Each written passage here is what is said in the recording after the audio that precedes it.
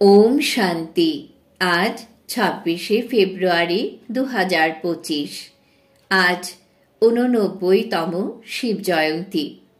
আজকের এই পুণ্য দিনে সকল ঈশ্বরীয় ভাই বোনেদের জানাই হার্দিক অভিনন্দন। আজকের প্রাতঃমুরলি বাবা আজ বলেছেন, মিষ্টি বাচ্চারা, তোমাদের অপার খুশি হওয়া উচিত যে আমরা এখন পুরনো কাপড় ত্যাগ করে ঘরে ফিরে যাব, তারপর আবার নতুন কাপড় নেব নতুন দুনিয়াতে। আজকের মুরলির প্রশ্ন, ড্রামার কোন রহস্য অত্যন্ত সূক্ষ্ম বোঝার মতো? উত্তর, এই ড্রামা উকুনের মতো টিকটিক করে চলতে থাকে। যার যে অ্যাক্ট চলছিল সেটাই আবার হুবহু 5000 বছর পরে রিপিট হবে। এই রহস্য অত্যন্ত সূক্ষ্ম, বুঝতে হবে। যে বাচ্চারা এই রহস্যটা যথাযথভাবে বুঝতে পারে না, তখন বলে দেয় ড্রামাতে থাকলে পুরুষার্থ করে নেবে, তারা উচ্চপদ প্রাপ্ত করতে পারে না। ওম শান্তি। বাচ্চাদের বাবার পরিচয় প্রাপ্ত হয়েছে, এরপর বাবার থেকে উত্তরাধিকার প্রাপ্ত করতে হবে আর পবিত্র হয়ে উঠতে হবে। বলেও থাকে, হে পতিত পাবন, এসে আমাদের পবিত্র করো। কারণ মনে করে আমরা হলাম পতিত বুদ্ধি সম্পন্ন।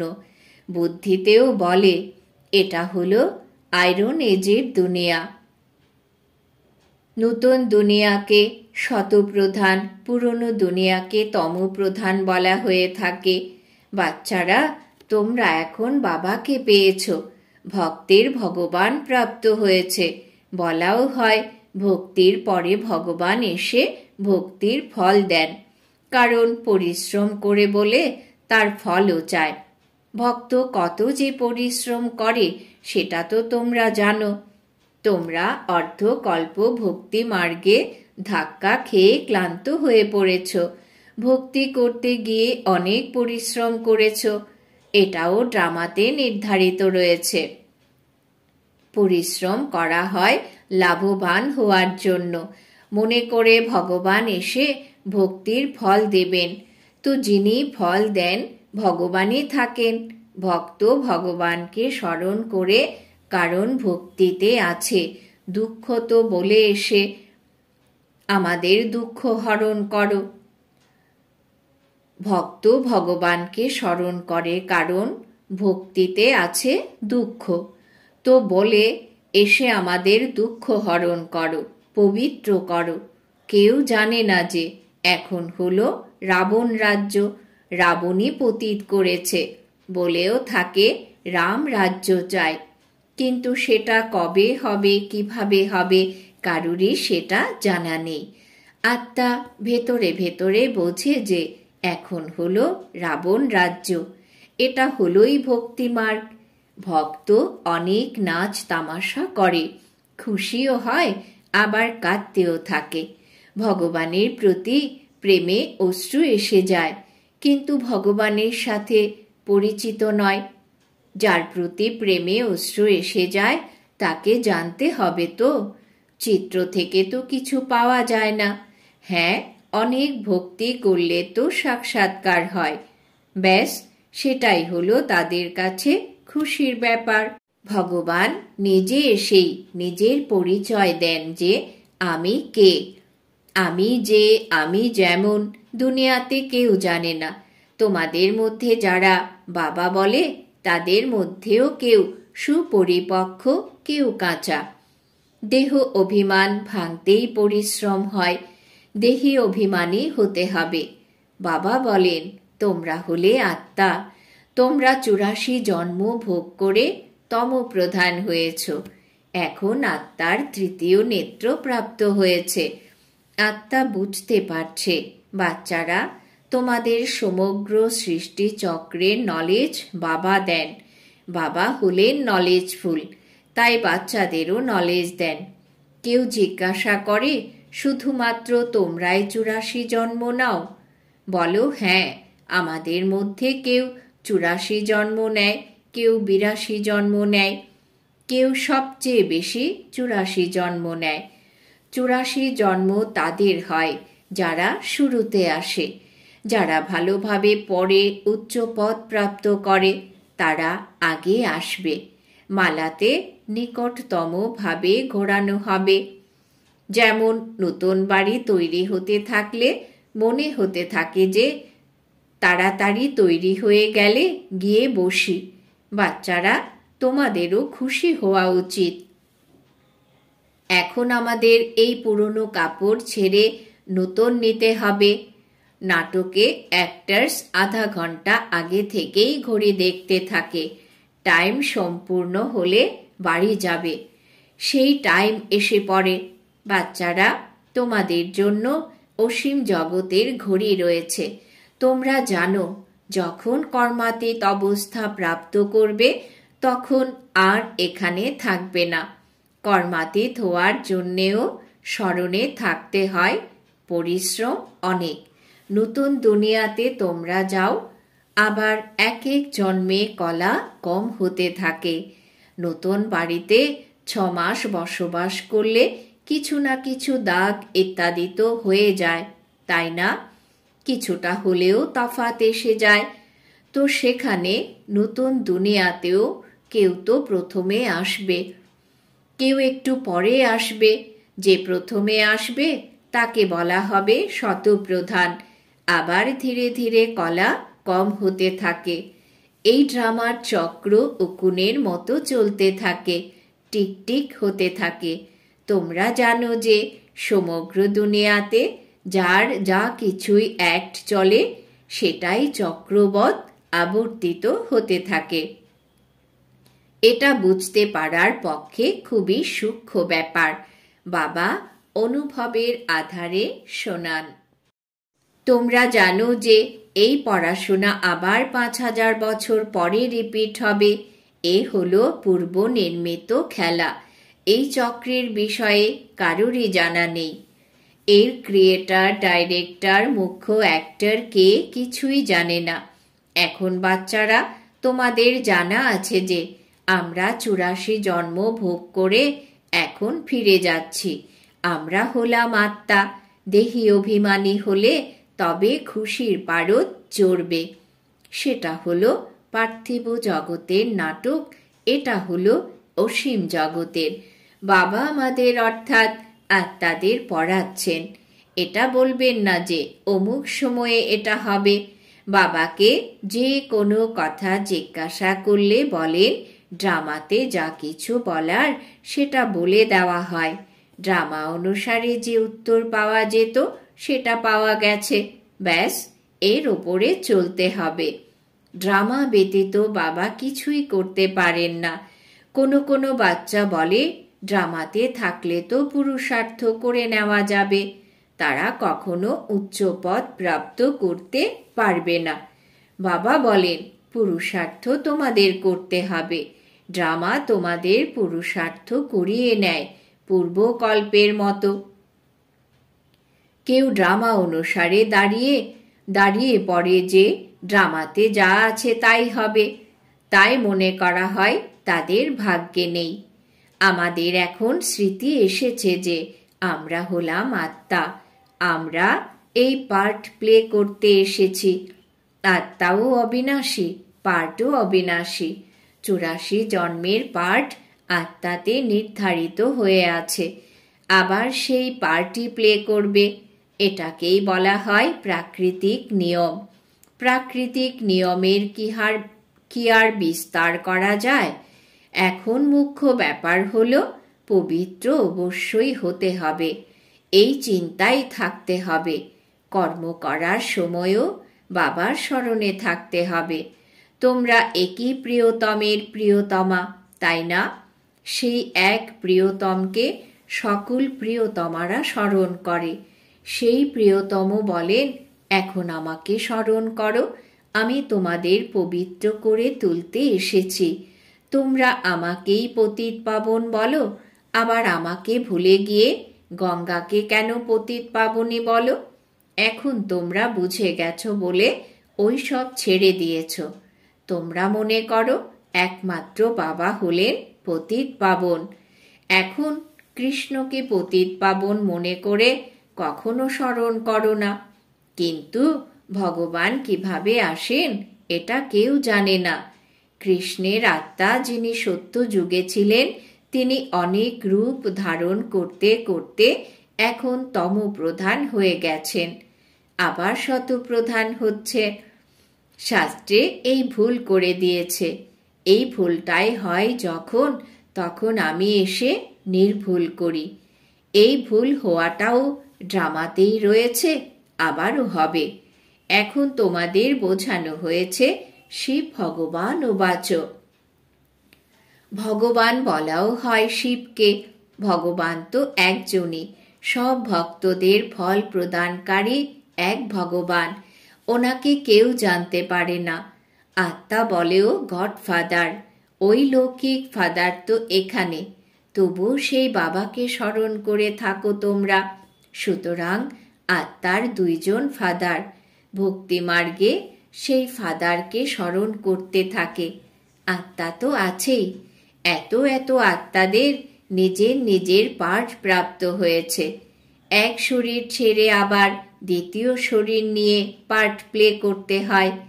এই সমস্ত ব্যাপার একমাত্র বাবা বোঝান। বলেনও, আমি এখানে পার্ট প্লে করতে এসেছি। এটা হলো একটা মঞ্চ। এর মধ্যে সূর্য, চন্দ্র, নক্ষত্র ইত্যাদি সব হলো লাইটস। এই সূর্য, চাঁদ, নক্ষত্রকে মানুষ দেবতা বলে দেয়, কারণ এরা খুব ভালো কাজ করে, রিমঝিম করে, কাউকে কষ্ট দেয় না, সকলকে সুখ দেয়। অনেক কাজ করে এই জন্য এদের দেবতা বলে দেয়। ভালো কাজ যারা করে তাদের বলে যে ইনি যেন দেবতা। এখন বাস্তবে তো দেবতারা ছিলেন সত্যযুগে। সকলে সুখ প্রদানকারী ছিলেন, সকলের মধ্যে প্রীতি ছিল, যার কারণে এই চাঁদ তারাদের দেবদেবীদের সঙ্গে তুলনা করা হয়। দেবতাদের গুণকীর্তনও করা হয়। তাদের সামনে গিয়ে গায়, আমি নির্গুণ, আমার মধ্যে কোনো গুণ নেই, দয়া করো, কৃপা করো, তোমাকে দয়া করতেই হবে। বাবা বলেন, দয়া হয় বলেই আবার এসেছি তোমাদের গুণবান করে তুলতে। তোমরা পূজ্য ছিলে, এখন পূজারী হয়েছ, আবার পূজ্য হও। আমি সেই, এর অর্থ তোমাদের বুঝিয়েছি। মানুষ তো বলে আত্মাই পরমাত্মা, পরমাত্মাই আত্মা। বাবা বলেন এটা হলো রং। তোমরা আত্মারা নিরাকার ছিলে, আবার তোমরাই দেবতা, ক্ষত্রিয়, বৈশ্য, শূদ্র হয়েছ। এখন তোমরাই ব্রাহ্মণ বর্ণে এসেছ। আত্মা প্রথমে শতপ্রধান, শত, রজ, তমতে আসে। তোমরা বাচ্চারা এখন বুঝতে পারো যে এই নলেজ বাবা প্রতি কল্পে কল্পে সঙ্গম যুগে এসে আমাদের প্রদান করেন। ভারত প্রথম থেকেই স্বর্গ ছিল, সেখানে কত অল্প মানুষ হবে। এখন হলো কলিযুগ, সব ধর্ম এসে গেছে। সত্যযুগে কি আর অন্য কোনো ধর্ম ছিল? সেখানে হয়ই এক ধর্ম, এছাড়া সব আত্মারা চলে যায়। তোমরা জানো যে এখন এই পুরনো দুনিয়ার বিনাশ সামনে দাঁড়িয়ে আছে। বাবা রাজযোগ শেখাচ্ছেন। যে কেউ এলে বলো এটা হলো অসীম জগতের ঘড়ি। বাবা দিব্য দৃষ্টি দিয়ে এই ঘড়ি তৈরি করেছেন, যেমন সেই ঘড়ি তোমরা বারে বারে দেখো। এখন এই অসীম জগতের ঘড়ি স্মরণে আসে। বাবা ব্রহ্মার দ্বারা এক ধর্মের স্থাপনা, শঙ্করের দ্বারা আসুরি দুনিয়ার বিনাশ করান। বুদ্ধিতেও বলে এই চক্র অবশ্যই আবর্তিত হয়। কলিযুগের পরে সত্যযুগ আসবে। এখন মানুষও অনেক, উপদ্রব অনেক হতে থাকে। সেই বোমা তৈরি হচ্ছে। শাস্ত্রেও কত কথা বলে দিয়েছে।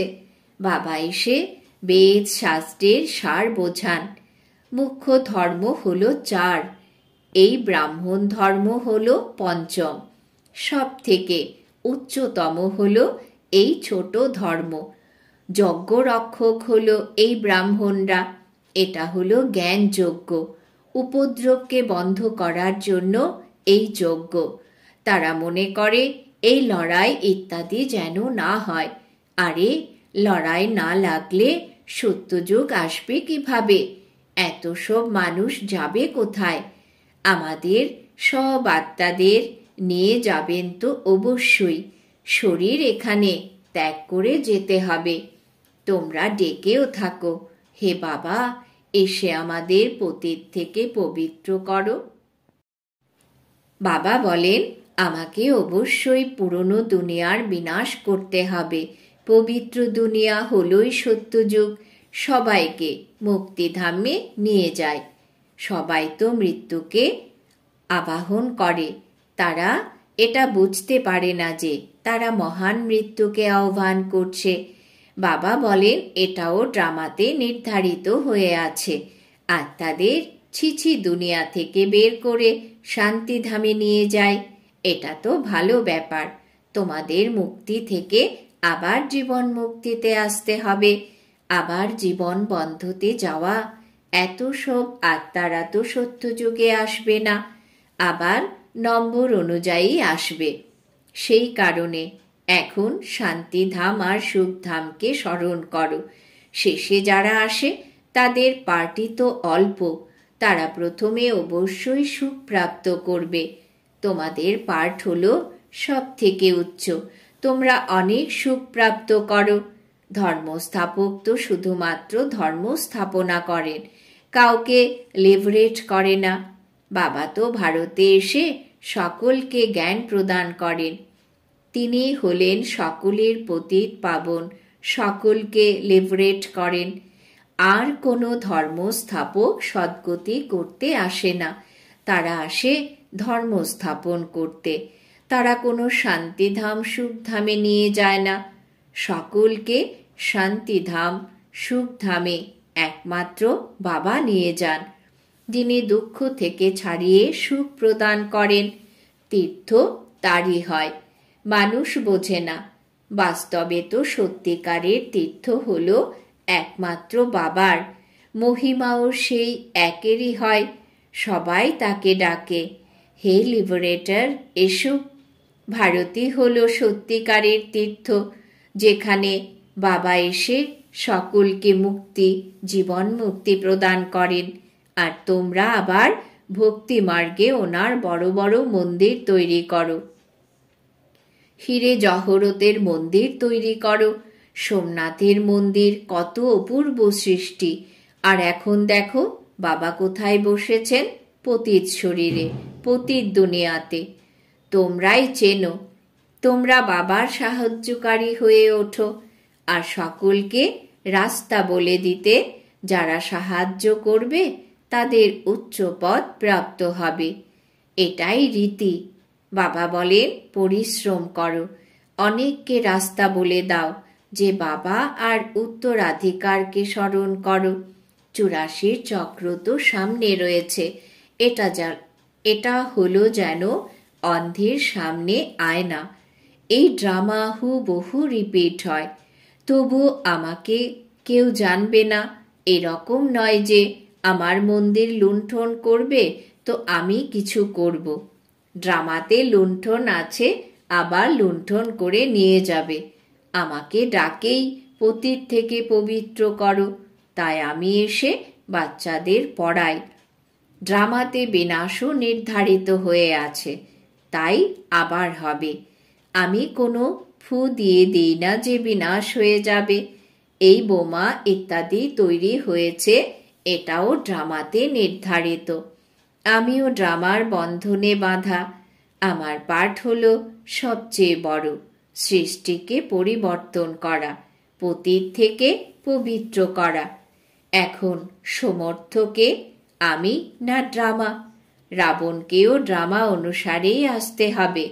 যে নলেজ আমার মধ্যে আছে সেটা এসে দিই। তোমরা হলে শিব বাবার সেনা। রাবণের ওপরে বিজয় প্রাপ্ত করো তোমরা। বাবা বলেন, সেন্টার্স খুলতে থাকো, আমি এসেছি পড়াতে। আমি কিছু নেই না, টাকা পয়সা যা কিছু আছে সেসব এতে সফল করো। এমনও না যে সব উজাড় করে দিয়ে খিদেতে মরো। খিদেতে কেউ মরতে পারে না। বাবা সব কিছু দিয়েছেন, তবুও খিদেই মরবে কি? তোমরা কি খিদেই মরো? শিব বাবার ভান্ডার।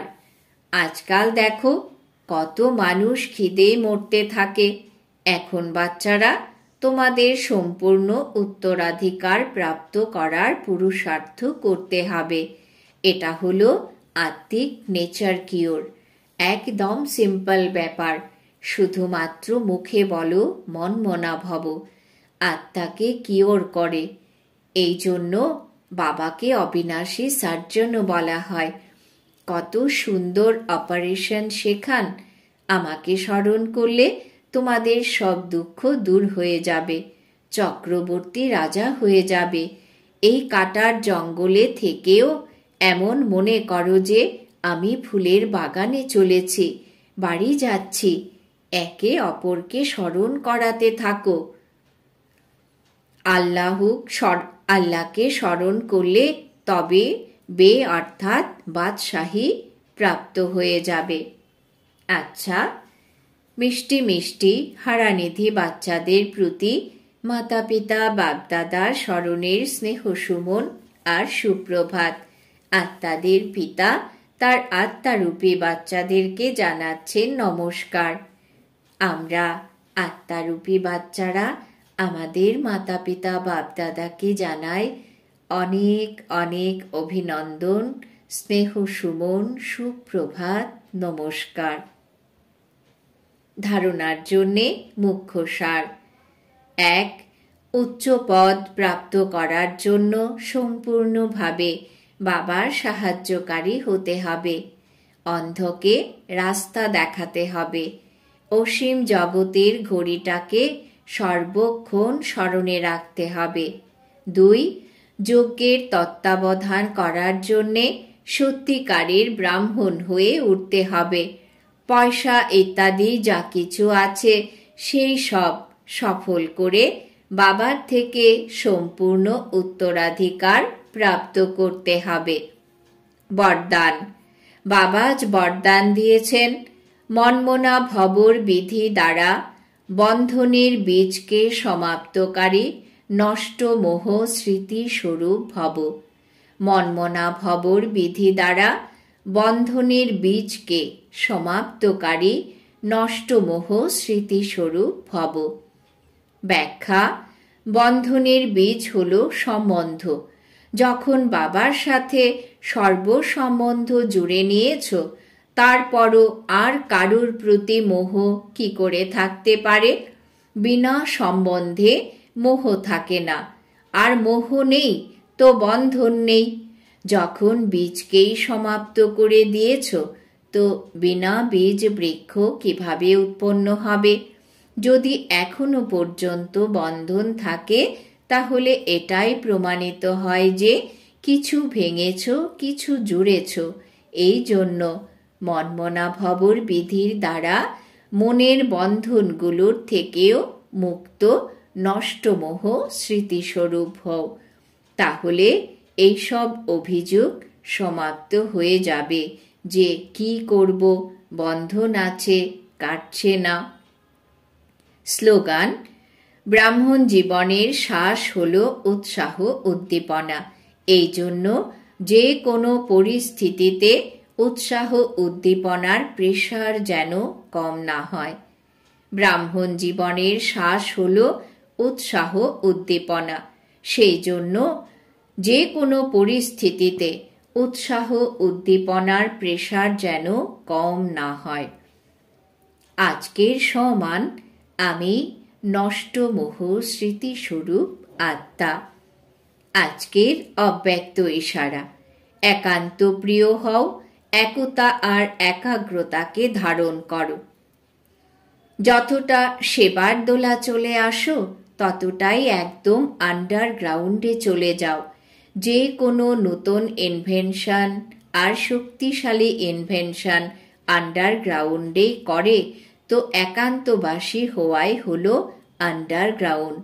যখনই সময় পাবে, যদি এক নাগারে 1 ঘন্টা বা আধ ঘন্টা নাও পাওয়া যায়, তথাপি 5 মিনিটের জন্যে হলেও সাগরের তলায় চলে যাও।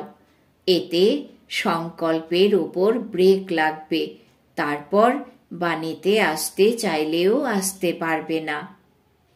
ওম শান্তি।